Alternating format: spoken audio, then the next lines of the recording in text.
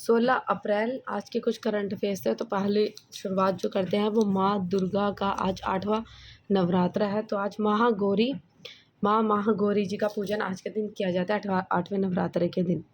तो इसमें कहा जाता है कि जो देवी माँ के 9 रूप और 10 महाविद्याएं सभी अधिशक्ति के अंश और स्वरूप है, लेकिन भगवान शिव के साथ अनेक उनके अर्धांगिनी के रूप में महागौरी सदैव विराजमान रहती हैं। तो माता जी जो पार्वती है उनका ये रूप जो है माना जाता है। शिव पुराण के अनुसार महागौरी को 8 साल की उम्र में ही अपने पूर्व जन्म की घटनाओं का आभास होने लगा था।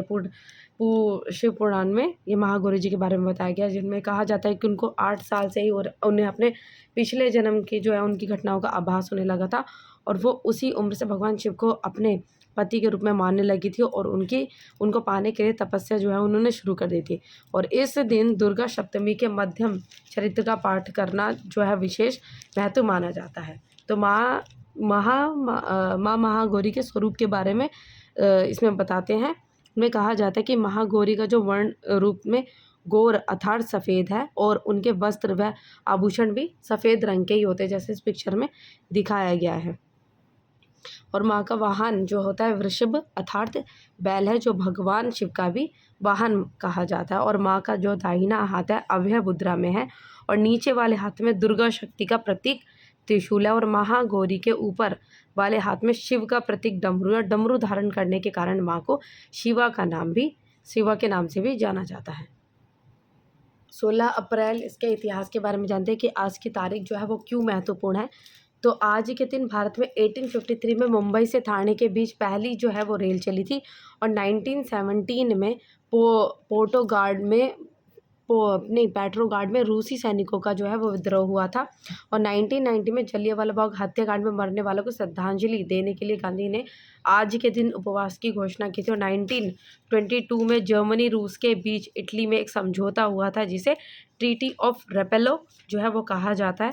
1925 में सोफिया में चर्च पर हमला जो है वो किया गया था। फिर 1945 में एक सोवियत पनडुब्बी के कारण जर्मन रिफ्यूजी शिप डूब गया था, जिसकी वजह से 7,000 लोग मारे गए थे। और द्वितीय विश्व युद्ध में 1945 में दौरान अमेरिकी सेना जर्मनी के नूरेनबर्ग इलाके में घुस गई थी। 1945 में रेड आर्मी ने बर्लिन की लड़ाई शुरू की थी। और 1970 में यूरोपीय देश फ्रांस में आए बर्फीले तूफान से 70 लोगों की मौत हुई थी। 1918 में अमेरिका ने नेवादा में परमाणु परीक्षण किया था। और 2004 में रावलपिंडी टेस्ट जीतकर सीरीज़ में पाकिस्तान को 2-1 में मात जो है वो दी थी। और 2008 में लंदन में राष्ट्रपिता महात्मा गांधी की प्रतिमा का अनावरण हुआ था। और 2013 ईरान को आए एक भूकंप में 37 लोगों की मौत हुई थी। और ईरान के इंटरनेशनल अफेयर्स में से जो पहली न्यूज़ आई है जो ट्रेंड में चल रही है, जो ईरान के द्वारा इजराइल के ऊपर अटैक किया गया था, तो उसमें जो न्यूज़ में आया कि ईरान को हमले का जवाब देंगे। इजराइल के द्वारा ये कहा गया है कि चुप नहीं बैठेंगे, ईरान को हमले का जो है जवाब दिया जाएगा। लेकिन ये जो चीज़ें अगर इस तरीके से दोबारा से रिटर्न में इजराइल ने उनके ऊपर अटैक वगैरह किया, तो ईरान के द्वारा ये कहा जाए कि इसके जो रिटर्न में जो जवाब होगा बहुत ज़्यादा युद्ध जो है वो बहुत ज़्यादा क्रिएट कर देगा। इजराइल ने हमला तो किया था, लेकिन विध्वंस जो है वो विध्वंसक बदले से पीछे नहीं हटेगा, ये ईरान के द्वारा कहा जा रहा है। तो इजराइल पर ईरान के हमले के बाद इजरायली जो है वॉर कैबिनेट की मीटिंग में इस बात पर सहमति बनी कि ईरान को जो है जवाब दिया जाना चाहिए। वहाँ के कुछ नेता इस तरीके से कह रहे हैं कि जो ईरान है उसके इस हमले का जो है जवाब दिया जाना चाहिए, लेकिन कुछ ने कहा कि मतलब जवाब नहीं दिया जाना चाहिए, लेकिन कुछ कह रहे हैं कि इसका जवाब जो है वो तुरंत इसका जवाब दिया जाना चाहिए। जबकि जो वहाँ की आर्मी चीफ का कहना था कि इजराइल की वायुसेना पूरी तरीके से तैयार है, और वहीं कैबिनेट के कुछ सदस्यों ने जल्दबाजी में फैसला ना लेने की बात कही है। और ये भी कहा जा रहा है कि यह साफ नहीं कि ईरान पर इजराइल जो है वो कब हमला करेगा, सीधा जो हमला करेगा, या फिर कुछ तरीके ये मतलब पता नहीं किया जा रहा कि जो इजराइल है वो ईरान के ऊपर किस तरीके से हमला करेगा। इजराइल के जवाबी हमले को लेकर ईरान जो है वो अलर्ट पर है, क्योंकि जब उन्होंने हमला किया है तो वो उस तरीके से अलर्ट होगा कि अगर वापस इजराइल से कुछ इस तरीके का हमला होता है तो ईरान उस चीज़ के लिए पूरी तरीके से अलर्ट है। और अमेरिका का जो अखबार है जिसका नाम है स्ट्रीट जर्नल, उन्होंने पहले ही ईरान के अटैक से पहले इसराइल को इस तरीके के लिए वो वार्न कर दिया था कि 48 घंटे में उसके ऊपर कुछ ना कुछ हमला जो है वो मतलब हो जाएगा ईरान के द्वारा, और इस चीज़ के लिए वो पहले से ही तैयार रहें और इस तरीके की जो है चीज़ें तैयार करके रखें, जिसकी वजह से उनके 300 में से जो 90% जो मतलब उनके द्वारा अटैक किया गया था उस चीज़ को वहाँ से तबाह कर दिया गया था, जिसकी वजह से ज़्यादा इतनी दिक्कतें हुई नहीं। और अपनी धरती पर जो है ईरानी हमले को विफल करने के बाद जो इज़राइल है वहाँ की सरकार ये कहती है कि दुनिया ईरान के रिवोल्यूशनरी गार्ड कॉर्पोरेट जिसका नाम है IRGS को एक आतंकवादी संगठन जो है वो करार कहते हैं। जो IRGS है उसको ऑर्गेनाइजेशन के लिए वो कह रही है कि इसको एक कहा जाए कि आतंकवादी संगठन है। और विदेश मंत्रालय के सूत्रों के मुताबिक इसराइल के विदेश मंत्री इसराइल कोर्ट्स में अपने ब्रिटिश और फ्रांसीसी समकक्षों में इस बारे में बात की है। और इसराइल ने IRGS पर कई आरोप जो हैं वो लगाए हैं। और ईरान के अटैक को लेकर सुरक्षा परिषद की बैठक में भी काफ़ी इन दोनों में बहस हुई है, तो उसको चीज़ को भी देखते हैं। दोनों के बीच में काफ़ी बहस हुई है बैठक में, जो सुरक्षा परिषद की जो बैठक हुई थी इन दोनों के बीच में, तो इजराइल और ईरान ने जमकर एक दूसरे के ऊपर आरोप जो है वो लगाए हैं। इस दौरान अमेरिका और ब्रिटेन ने जहाँ ईरान की निंदा की, वहीं रूस ने और तेहरान ने जो है वहाँ का बचाव किया।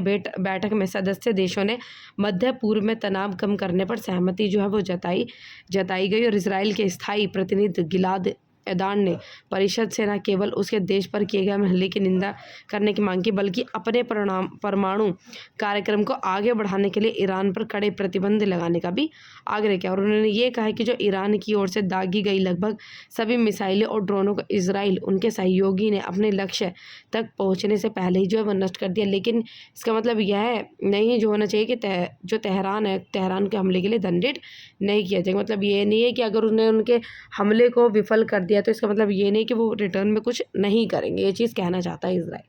वापस इंडिया के जो करंट इसमें न्यूज़ चल रही है, लोकसभा के इलेक्शन से जो बातें चल रही है, तो उसके बारे में जो एक एडिटोरियल आ रहा है उसके बारे में एक्सप्लेन करते हैं। चुनाव और जनमूलक मुद्दे, तो इसमें बताया गया है बीजेपी की पार्टी के बारे में कि किस तरीके से जो बीजेपी की जो पार्टी आई है और इसने कुछ सालों में किस किस चीज़ों के ऊपर जो है वो काम किया, और अगले जो आने वाले सालों में किस चीज़ के ऊपर जो है वो काम करने की बात करते हैं, जो कि इन्होंने अपने घोषणा पत्र में कहा है। तो ये कहा जा रहा है कि 2024 के चुनाव जो है लोकसभा चुनाव निश्चित रूप से असाधारण चुनाव है, क्योंकि काफ़ी बड़े लेवल पर जो है ये चुनाव होते हैं, लोकसभा चुनाव, और 5 साल में होते हैं। और इन चुनावों में जो लोग किसी भी प्रतिनिधि को चुनते हैं तो वो उनके पिछले 5 साल को कंपेयर करके भी करने के बाद ही आगे जो लोगों को चुना जाता है कि भाई पिछले उन्होंने 5 साल में कुछ किया है, जो पिछले साल में उन्होंने कुछ किया है, तो भाई उन्हीं के हिसाब से उनको आगे चुना जाता है। और ये इन चुनावों में बेशक हुकूमत पर ये कहा जाता है कि मगर इसके बावजूद भी अभी सभी 543 सीटों पर आमने सामने की लड़ाई जो है नहीं हो रही, इसलिए इन चुनावों की तुलना ना हो तो 1971 के कांग्रेस या इंदिरा गांधी बनाम चौगुटा गठबंधन से की जा सकती है, और ना ही 1977 के इमरजेंसी के बाद के कांग्रेस बनाम जनता पार्टी के चुनाव से की जा सकती है। मतलब ये कहा जा रहा है कि जो इस बार के जो चुनाव है उनके चुनाव पिछले किन्हीं सालों के चुनाव से नहीं जो है की जा सकती है। और ये भी कहना है कि जो विपक्ष ने कोई एक चेहरा, ये कहते हैं कि जो बीजेपी की पार्टी है उन्होंने किसी एक चेहरे को जो है वो खड़ा किया है, जिसके आधार पर वो वोट की मांग करते हैं। वास्तविकता ये है कि भारत में चुनाव अवधारणा के आधार पर जो है वो लड़े जाते हैं। और 2004 से ये कहते हैं कि 2004 वाजपेयी की जो सरकार है वो 2004 से 4 तक चलती रही थी, मगर इस वर्ष हुए चुनाव में हालांकि बीजेपी के नेतृत्व में एनडीए गठबंधन एकीकृत चुनावी मैदान में उतरा, मगर इसकी बुरी तरह से पराजय हुई है। कहा जा रहा है कि इस चुनाव की जो खास बात ये समझी जा रही थी पहले कि जो चुनाव है ये भाजपा और कांग्रेस के बीच ही समझा जा रहा था। इंडिया गठबंधन के शेष 26 दल क्षेत्रीय पार्टियां हैं, और 2004 में एक और उल्लेखनीय घटना हुई थी कि कांग्रेस के नेतृत्व में चुनाव के बाद ही संयुक्त प्रगतिशील मोर्चा या यूपीए जो है उसका गठन किया गया था। और इसी यूपीए की सरकार बाद में 2014 तक चलती रही, परंतु इस वर्ष हुए चुनाव में इस देश के युवाओं ने भारत की तकदीर जो है वो पलट दी है। और इन चुनाव में भारतीय जनता पार्टी ने जो है वो पद के दावेदार के तौर पर प्रस्तुत किया, और नरेंद्र मोदी जी को पद के दावेदार के रूप में जो है उनको प्रस्तुत किया है। और उन्होंने तब एक नारा जो दिया था, उन्होंने कहा था पढ़ाई, कमाई और दवाई। उनके द्वारा जब ये इलेक्शन में खड़े हुए थे पहले प्रधानमंत्री के लिए, तो उसमें उन्होंने एक नारा दिया था जिसका नाम है, कहा जाता है पढ़ाई, कमाई और दवाई, जिसका मतलब है देश के युवा अपनी पढ़ाई सुविधापूर्व करे और उनके उसके बाद रोज़गार प्राप्त करे या फिर कमाई करे और तब अपने माँ बाप के पास रहकर उनके स्वास्थ्य की देखभाल करे और अपने परिवार के पालन पोषण में मदद करे। तो इसका मतलब ये है, पढ़ाई, कमाई और दवाई का मतलब ये है। और श्री मोदी जी के इसी चुनाव विमर्श ने 2014 में चुनावी वातावरण के पूरी तरह से जो है पलट कर रख दिया और यही वजह थी जिन्होंने युवा वर्ग समाज में ऊर्जा और उत्साह का जो है वो प्रतीक समझा जाता है। और इनका जो समर्थन है जिस पार्टी को मिल जाता है वह पार्टी प्राय जीत का लक्ष्य प्राप्त कर लेते। क्यों? क्योंकि इन्होंने स्टार्टिंग से युवा वर्ग जो समाज है उसको आगे बढ़ाने के ऊपर, उनके ऊपर जो है वो ज़्यादा ध्यान दिया है। और वर्तमान इसमें कहा जाता है कि उन्होंने ये भी चीज़ कही कि वर्तमान में फ़ौज में जो भर्ती की अग्निवीर योजना की आलोचना जो है वो कांग्रेस पार्टी ने की और अन्य विपक्षी दल जिस तीखेपन के साथ जो है वो कर रहे हैं, उससे यही आभास होता है कि ये पार्टियां भारत के युवाओं को अपनी तरफ खींचना चाहती है। तो हर एक पार्टी जो है युवाओं को अपनी तरफ आकर्षित करना चाहती है जीतने के लिए। लेकिन जो भाजपा है उसका जो पूरे प्रयास है वो राष्ट्रवाद और हिंदुत्व के मुद्दे पर इन युवाओं को देशभक्ति की ऊर्जा से परिपूर्ण जो है वो करे। और 1952 से लेके अभी तक जो जितने भी हुए हैं कि अभी तक के जो 17 लोकसभा चुनाव में हमें एक नज़ारा देखने को यह मिलता है कि शायद यही वजह है कि जो कांग्रेस पार्टी के नेता राहुल गांधी जातिगत जनगणना पर बहुत जोर दे रहे हैं, जिसका जवाब प्रधानमंत्री नरेंद्र मोदी जी ने यह कह दिया कि अमीर और गरीब ही दो जातियां होती हैं, वह गरीबों के साथ है। जबकि कांग्रेस ने चुनाव में ये कहा था कि यदि इंडिया गठबंधन की सरकारें बनाती है तो उस सरकार पर गरीबों का पहला हक होगा। लेकिन श्री मोदी ने कहा है, जो अब इन्होंने अपने घोषणा पत्र में कहा है, इन्होंने 4 चीज़ों के ऊपर जो है काफ़ी ज़्यादा फोकस करेंगे इस बार अगर चुने जाते हैं। तो इन्होंने अपने घोषणा पत्र में ये चीज़ कही है, युवा, गरीब, किसान और महिला की मदद करना उनकी सरकार का परम कर्तव्य है और इन नीतियों को भी वह आगे जारी रखेंगे, ये इन्होंने कहा है। श्री कृष्ण जन्मभूमि ईदगाह विवाद पर हिंदू पक्ष को मिली राहत, तो ये न्यूज़ आई है। इसमें ये कहा जा रहा है कि जो मस्जिद विवाद मामले पर जो सुप्रीम कोर्ट में सोमवार को सुनवाई हुई है और इसमें अभी फ़िलहाल जो बात अदालत की तरफ से निकल कर सामने है वो ये है कि उनके अनुसार शाहिदगंज मस्जिद के सर्व पर न्यूज़ में ये कहा जा रहा है कि जो मथुरा कृष्ण जन्मभूमि शाही ईदगाह मस्जिद विवाद वाले शाही ईदगाह मस्जिद जो कमेटी है उनमें हाई कोर्ट में सभी निचले अदालतों में चल रहे 15 मुकदमों को ट्रांसफ़र करने के जो फैसले को सुप्रीम कोर्ट में चैलेंज किया गया था। लेकिन जो साथ ही मुस्लिम पक्ष ने इस मामले को हाई कोर्ट में चल रही सुनवाई पर रोक की जो है वो मांग की थी, लेकिन सुप्रीम कोर्ट ने इनकी मांग को मना कर दिया, खारिज कर दिया और हाई कोर्ट में सुनवाई जारी रखने का जो है वो रास्ता साफ कर दिया। और इलाहाबाद हाई कोर्ट ने मथुरा की जिला अदालत में मथुरा कृष्ण जन्मभूमि शाही ईदगाह मस्जिद विवाद में चल रहे सभी केस को हाई कोर्ट ट्रांसफ़र जो है वो कर लिया। तो और ऐसे में अदालत के समय को बचाने के लिए बेहतर यही होगा कि इन मुकदमों पर एक साथ जो है वो सुनवाई हो। रामनवमी के अवसर पर जो सूर्य देवता जी हैं वो करेंगे रामलला जी का अभिषेक।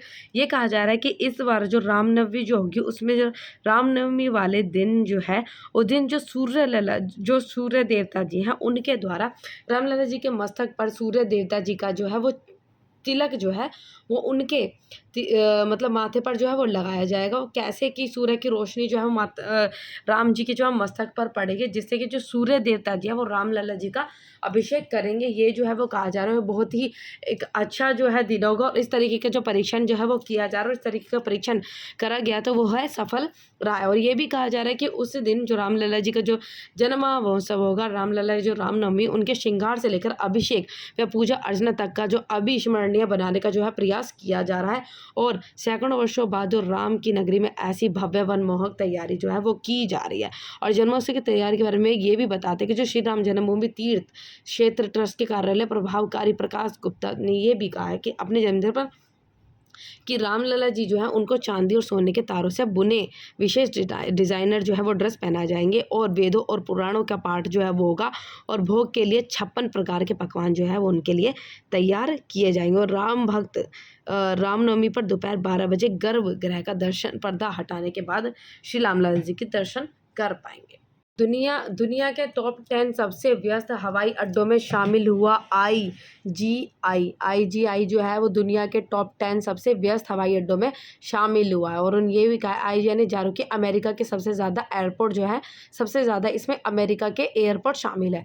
और इसमें ये भी कहा जा रहा है कि जो राष्ट्रीय राजधानी दिल्ली के इंदिरा गांधी अंतर्राष्ट्रीय एयरपोर्ट के नाम एक और रिकॉर्ड जो है वो जुड़ गया। और दिल्ली एयरपोर्ट 2023 के लिए दुनिया के सबसे 10 व्यस्त हवाई अड्डों की सूची में शामिल हुआ है। और एयरपोर्ट जिसका नाम है एसीआई वर्ल्ड ने ये कहा है कि जो है ये लिस्ट किसके द्वारा जारी की गई है, एसीआई वर्ल्ड ने यह लिस्ट जो है वो जारी की है। और जो सबसे व्यस्त हवाई अड्डों में 5वें हवाई अड्डे जो है वो अमेरिका के है। और दिल्ली का आईजीआई एयरपोर्ट लिस्ट में 10वें नंबर पर है। जो सबसे ऊपर है वो है अमेरिका का हार्ट्सफील्ड जैक्सन अटलांटा अंतर्राष्ट्रीय हवाई अड्डा है, सूची में सबसे ऊपर है। उसके बाद आ जाते हैं दुबई, और तीसरे पर, सेकंड पर दुबई का है, और तीसरे पर जो है डलास एयरपोर्ट है। और इसके सबसे व्यस्त जो हवाई अड्डे वो है, हमने बताया था अभी, 5वें जो हवाई अड्डा अमेरिका के हैं। और दिल्ली का जो आईजीआई जो है वो एयरपोर्ट 10वें नंबर पर कहा जा रहा है। बाकी सूची अभी दिखा देते हैं। जो सूची में चौथे स्थान पर वो है लंदन का हिथ्रो हवाई अड्डा, 5वें पर टोक्यो का हनेडा हवाई अड्डा, और 6ठे पर डैनर अंतर्राष्ट्रीय हवाई अड्डा, 7वें पर इस्तांबुल हवाई अड्डा, और 8वें पर लॉस एंजलिस अंतर्राष्ट्रीय हवाई अड्डा, और 9वें पर शिकागो का ओहारे अंतर्राष्ट्रीय हवाई अड्डा। किसी हवाई अड्डे के लिए यात्री संख्या में हवाई जहाज में चढ़ने वाले और हवाई जहाज से उतरने वाले यात्री शामिल नहीं होते हैं, जो लोग परिभ्रमण करते हैं या उन्हें एक बार गिना जाता है। और ये भी चीज़ कही जा रही है कि 2023 है उसमें 7.22 करोड़ से अधिक यात्रियों को संभाला। और वहीं 2022 में हवाई अड्डा जो है वो इंडिया का वो 9वें स्थान पर था। 16 अप्रैल और आज ही के दिन दरअसल कहा जा रहा है कि आज विश्व कला दिवस। और कला कहा जाता है कि कला के बगैर जिंदगी संपूर्णता के बारे में सोचा भी नहीं जा सकता। विभिन्न स्वरूपों में कला हर व्यक्ति में होती है, और कोई अभिव्यक्ति कर सकता है, कोई अभिव्यक्ति कर पाता है, और कोई व्यक्ति नहीं कर पाता। और कला दिवस जिन लियोनार्दो दा विंची के जन्मदिन के अवसर पर मनाया जाता है, वह ऐसे ही एक महान कलाकार थे। उन्हें हम सब मोनालिसा की पेंटिंग के लिए जानते हैं, जो ये पेंटिंग है मोनालिसा की पेंटिंग के लिए जाते हैं। और जिनकी अलौकिक मुस्कान की भी आज कोई भी नकल नहीं कर पाए। इनकी जो छवि थी, जब उन्होंने पहली बार इस तरीके की पेंटिंग बनाई, तो इनकी आज तक कहा जाता है कि कोई भी इनकी पेंटिंग की जो है वो इस तरीके से नकल नहीं कर पाया। और ये पेंटिंग एक खास तरीके के शीशे में रखी गई है, जो न चमकती है और ऐसी है कि कभी टूटे भी नहीं। और ये भी कहा जाता है कि 1903 में पहला प्रतियोगी का हवाई जहाज उड़ाने वाले विलंबर और ऑरवेल राइट बंधुओं से करीब 400 साल पहले लियोनार्दो दा विंची ने एयर क्राफ्ट का रेखा चित्र जो है वो बना दिया था। ये सब चीज़ें लिखी हुई है यहाँ पे। और जो ये है कि उन्होंने इस तरीके की चीज़ें बनाई थी कि जो हवा में उड़ सकती है। उस टाइम पे किसी ने इस तरीके से नहीं सोचा, लेकिन जब ये चीज़ बनी तो उनको लगा, फिर ये पता चला कि इस तरीके की पिक्चर जो है वो पहले ही बनाई जा चुकी है, लेकिन कला के माध्यम से कैनवास पर उकेरा गया वह सपना पूरा हो गया। और एक और उदाहरण ये देना चाहते हैं कि लियोनार्दो दा विंची ने 1511 में गर्भ में बच्चे की जो है स्थिति को लेकर ऐसी ही पेंटिंग बनाई। लेकिन विज्ञान ने जब 440 साल में जब इस तरीके की चीज़ें देखी तो वो आश्चर्यचकित रह गए कि पहले इस तरीके की पेंटिंग जो है वो विंची ने कैसे बना दी। और विंची ने सन 1500 में ऑटोमन साम्राज्य के लिए एक पुल डिज़ाइन किया, जिसे उस वक्त असंभव कर नकार गया था, लेकिन अब विज्ञान वैसे ही पुल जो है वो बना रहे हैं। इसे कहते करा के व्याख्या। एलन मस्क जो हैं वो भारत आ रहे हैं, तो उनके बारे में पूरा एडिटोरियल जो है वो दिया गया है, जिसके बारे में पढ़ते हैं। Welcome Elon Musk. ये कहा जा रहा है कि ये दुनिया के सबसे अमीर व्यक्तियों में से एक है और अमेरिकी इलेक्ट्रिक कार टेस्ला और स्पेस एक्स के मालिक एलन मस्क इस महीने के अंत में जो है वो भारत आने वाले हैं। पहले जो हुआ था इसी तरीके की जो बात इन्होंने पहले भी कही थी कि वो भारत में आएंगे, अपनी जो कंपनी जो कार है जो टेस्ला है उसको यहाँ पर सेल करेंगे। लेकिन उन्होंने मतलब ये इस तरीके से ये कहा कि, लेकिन उन्होंने कहा था कि जो प्रोडक्शन है उसका जो बनेगी चीज़ें वो बाहर ही बनेंगी। तो इसकी वजह से यहाँ के मंत्रियों ने और जो मतलब नेताओं ने सब चीज़ों के लिए मना कर दिया था कि बाहर चीज़ें वो बनेंगी, यहाँ पर आके बिकेंगी इस तरीके से। तो ये कहा जा रहा था कि इस वजह से से इन चीज़ों पर टैक्सेस बढ़ा देंगे। तो ये कहा जा रहा है कि जो प्रोडक्शन है वो यहीं पर होना चाहिए। तो इस बार देखते हैं कि भाई क्या बात है।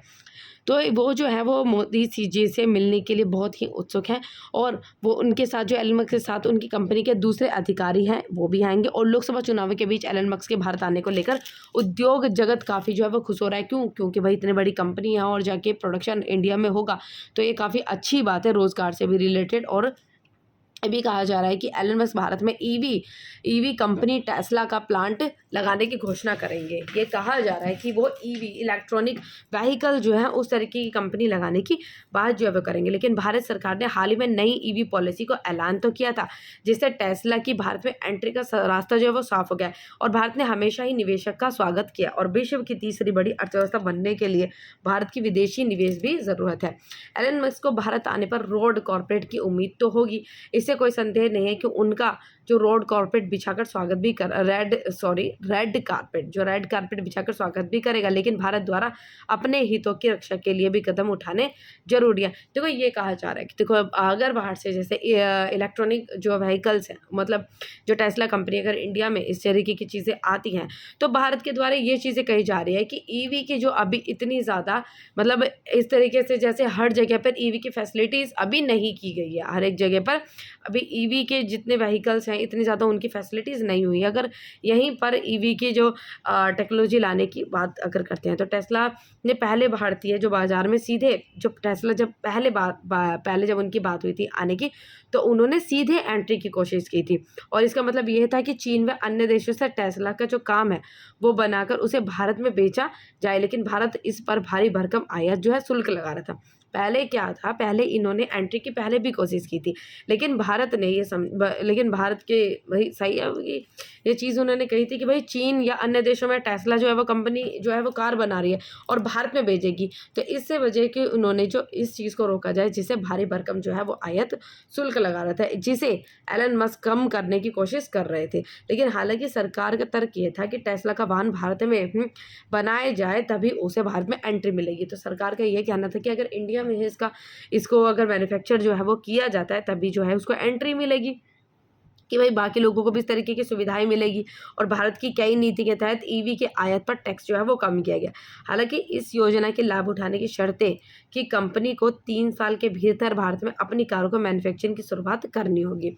और यह भी कहा जा रहा है कि एलन मस्क की ईवी कंपनी भारत में अपने इलेक्ट्रॉनिक व्हीकल मॉडलों की मैन्युफैक्चरिंग तो करेगी, उसके लिए मतलब मैन्युफैक्चरिंग तो करेगी और उसके लिए ज़्यादा से ज़्यादा कंपोनेंट की स्थानीय स्तर पर भी सोर्स जो है वो करेगी। और यह देश के उपग्रह आधारित बैंड सेवाएं जो है वो प्रदान कर सकता है। और ये भी भाई इतनी जो है कंपनी यहाँ पे भारत में आने की इस तरीके से दिलचस्पी क्यों दिखा रही है? क्यों? क्योंकि जो भारत है वो एक मैन्युफैक्चरिंग जो है मैन्युफैक्चरिंग का ग्लोबल हब बनने की तरफ जो है वो कदम बढ़ा रहा है। और इतनी ज़्यादा प्रोडक्शन और एक मेक इन इंडिया की स्कीम जो इसको एक इस तरीके से एक मैन्युफैक्चरिंग ग्लोबल हब बनाने के लिए जो है अच्छे कदम उठाए गए हैं। इस तरीके से ये बाहर की कंट्रीज़ को इस तरीके से हमारे भारत की तरफ आकर्षित करता है। और ये भी देखो ये इसमें क्वेश्चन भी दिया हुआ है कि एलन मस्क भारत में आने को उत्सुक क्यों है? क्योंकि जो टेस्ला जो है एक इस तरीके से केस बताया गया है, इसमें कहा जा रहा है कि जो टेस्ला है, टेस्ला को चीन से बहुत बड़ा झटका लगा। क्योंकि जो चीन है उन्होंने भी अपनी कंट्री में इसी तरीके की मतलब ऐसे ही जो है प्रोडक्शन जो मैन्युफैक्चरिंग जो है वो की है कार की। कुछ महीने पहले समय तक कि सबसे बड़ी इलेक्ट्रॉनिक कार कंपनी बनी हुई जो टेस्ला थी, ये कहा जा रहा है कि सबसे बड़ी इलेक्ट्रिक कार जो कंपनी बनी थी। लेकिन जो चीन है उन्होंने अपनी कंपनी VVED से इसका जो तगड़ा झटका जो है इसको मिला, जिसकी वजह से वहाँ पर इसकी सेल कम हो गई। तो ये भारत को इस तरह से चीज़ें देख रहा है क्योंकि भारत दुनिया का 5वां सबसे बड़ा वाहन बाजार है और इलेक्ट्रिक कार के क्षेत्र में यहाँ पर संभावनाएं बहुत ज़्यादा हैं। इसलिए एलन मस्क ने भारत को एक महत्वपूर्ण माना है। लेकिन चीन को टेस्ला कि भारत में संभावित एंट्री पसंद नहीं आ रही। और चीन सरकार के मुखपत्र माने जाने वाले ग्लोबल टाइम्स ने भारत के टेस्ला को आमंत्रित करने के महत्वपूर्ण कदम पर यह भविष्यवाणी करके रोक दिया। भाई उन्होंने ये कहा कि जब चीन को ये चीज़ें अच्छी नहीं लगी तो उन्होंने अपने पत्र में न्यूज़पेपर जो है उन्होंने उसमें ये चीज़ के मुखपत्र में उन्होंने ये चीज़ कहा ग्लोबल टाइम्स में कि जो चीन में इस तरीके की कंपनी नहीं चल पाएगी, उन्होंने ये अनुमान लगाया चीन ने। तो वही पहले वहाँ पर थी, अब भारत में आ रही है, तो उन्होंने इस तरीके की बातें इस प्रकार से कही हैं। और ये भी काम कहा है उन्होंने कि जल्दबाजी में लिए गए फैसले, जैसा लगता है कि वह बहुत कम तैयार और परिवक्त भारतीय बाजार के लिए उपयुक्त जो है वो नहीं है। और कई बड़े चीनी ईवी मैन्युफैक्चरिंग ने पहले भारत में ईवी बनाने में रुचि दिखाई थी, लेकिन भारत सरकार ने उन्हें अनुमति नहीं दी थी और सीमा विवाद के कारण भी इस तरीके की बातें जो है वो कही जा रही हैं। चीन ने तो यहाँ तक भी कह दिया है कि भारत में टेस्ला कामयाब नहीं होगी और चीन की आलोचना कहा जा रहा है कि वो तो खट्टे अंगूर जैसी और मांस के सामने भारत में चुनौतियाँ भी कुछ कम नहीं होंगी। और ऐसे तो भारत का ईवी बाजार अभी छोटा है और इस समय टाटा मोटर्स की ईवी का जो दबदबा है और 2023 में कुल कार बिक्री का केवल 2% थी और देश में सभी इलेक्ट्रॉनिक व्हीकल के लिए पर्याप्त परिस्थिति तंत्र नहीं है। ये कहा जा रहा है कि अभी इलेक्ट्रॉनिक व्हीकल के लिए इस हिसाब से परिस्थिति तंत्र भी नहीं हुआ है, लेकिन जब चीज़ें आ जाती है तो उस हिसाब से वो चीज़ें क्या है अपने आप से एडजस्ट करती हैं, मतलब उस हिसाब से फिर चीज़ें करनी पड़ती हैं। तो अगर जब तक कहते रहेंगे कि भाई नई इलेक्ट्रॉनिक व्हीकल्स के लिए इतनी ज़्यादा परिस्थिति नहीं है तो वो नहीं होंगी, लेकिन जब इस तरीके के वाहन आने और ज़्यादा शुरू हो जाएंगे तो फैसिलिटीज़ अपने आप और भी होनी शुरू हो जाएगी और इस तरीके से मतलब ध्यान बहुत ज़्यादा दिया जाने लगा। और ईवी के लिए लिथियम जो आयन बैटरी जैसे प्रमुख घटकों के सीमित घरेलू उत्पादन सबसे बड़ी समस्याओं में से एक है। कहा कि जो इलेक्ट्रिक व्हीकल के लिए सबसे बड़ी समस्या है कि जो लिथियम आयन बैटरी है उस चीज़ की जो है सबसे बड़ी समस्या है। और सबसे बड़ी चुनौती भी ये है कि मास्क भारत में लोगों को सस्ती कार कैसे उपलब्ध कराएंगे। भाई सस्ती कार जो होगी भाई अब तो काफ़ी महंगी कार होगी, तो इतनी ज़्यादा डिमांडेबल तो होगी ही नहीं है। तो अमेरिका में मॉडल 3 सीडान कार लगभग $40,000 में बिक रही है और भारत में ईवी कारों के लिए चार्जिंग नेटवर्क की भी कमी है। और ऐसा देखने से होगा कि टेस्ला भारत के बाज़ार में कितनी सफलता हासिल कर पाएगी, ये चीज़ें लगाई जा रही है। और पहली प्राथमिकता तो भारत में टेस्ला की यूनिट स्थापित करने की है। तो ये चीज़ जो भारत में एलन मस्क के आने की एक पूरी न्यूज़, जिसमें ये चीन से भी रिलेटेड संबंध है, भारत का भी चीज़ कि भारत में भाई क्यों आ रहे हैं, क्या दिलचस्पी है उनके, तो ये पूरी इसके बारे में न्यूज़ जो एडिटोरियल दिया गया है जो कि आपके सामने है और इस तरीके से समझाया गया है इसमें। तो 16 अप्रैल का यही न्यूज़ एनालिसिस था, ठीक है। तो इसमें बस जो इम्पोर्टेंट न्यूज़ेस थी वो इसमें कवर कराई गई हैं और इसमें कुछ एक मैप दिया गया है जिसमें दिया गया है पूर्वोत्तर भारत के बारे में। तो इस मैप को भी आप देख लीजिए। पूर्वोत्तर भारत का जो है इसमें पूर्वोत्तर की 7 सिस्टर राज्य जो है उनको दिखाया गया है। ये देखिए यहाँ पे मेघालय, असम, अरुणाचल, नागालैंड, मणिपुर, मिज़ोरम, त्रिपुरा, इनको पूर्वोत्तर की 7 सिस्टर्स कहा जाता है। तो ये मैप में 7 सिस्टर्स के बारे में